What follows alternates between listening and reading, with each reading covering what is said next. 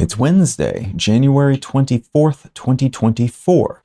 Let's talk about the news. From Ars Technica, Japan becomes the fifth nation to land a spacecraft on the moon. Last Friday, Japan became only the fifth country to successfully soft land on the moon when its Smart Lander for Investigating Moon, or SLIM mission, touched down within its target area, live streaming the landing on YouTube. Japan's space agency, JAXA, announced that the craft's solar array wasn't operating as it should soon after landing, so its battery drained in a matter of hours. But the mission is still considered to be a success, as even crashing something into the moon is a big deal, but safely landing within an intended target area and then sending photos home of the surface of the moon is even more remarkable, to the point that it's been accomplished only 22 times by 4 countries, the US, USSR, China, and India, since the first successful landing in 1959, leading up to this Japanese mission.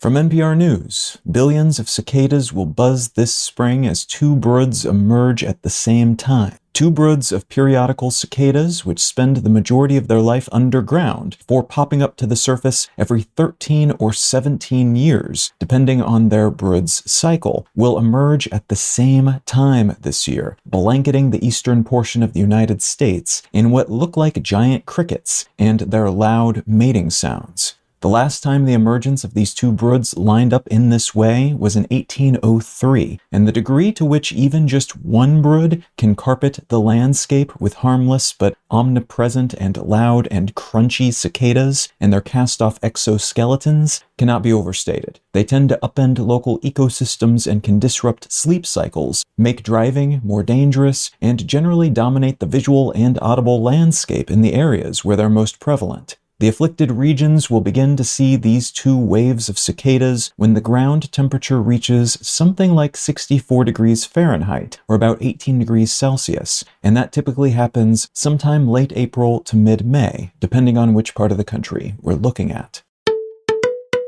And from BBC News, Australia's Golden Visa scheme for wealthy investors axed. A scheme that allowed wealthy overseas investors to attain an Australian visa if they invested more than 5 million Australian dollars, or around 3.3 million US dollars in the country, has been halted, the government saying it led to poor economic outcomes. This program, which issued so-called significant investor visas, or SIVs, to folks with money, who the Australian government hoped would then invest more of their resources in the country, apparently did not lead to more investment, and critics have long contended that these golden visas mostly served to help corrupt officials park illicit funds in Australia at the expense of more deserving people who might otherwise be welcomed into the country. The government will now pivot its resources toward attracting skilled workers, reserving more visas for them, and fewer for the sorts of people who might have previously used this program for its money laundering potential and various wealth-hiding loopholes. If you're finding some value in One Sentence News, consider leaving a quick review wherever you get your podcasts and/or sharing the show with a friend. You can find out more about this show or subscribe to the email version at onesentencenews.com. And you can support this and other related projects, like the Let's Know Things and Brain Lenses podcasts, at understandery.com.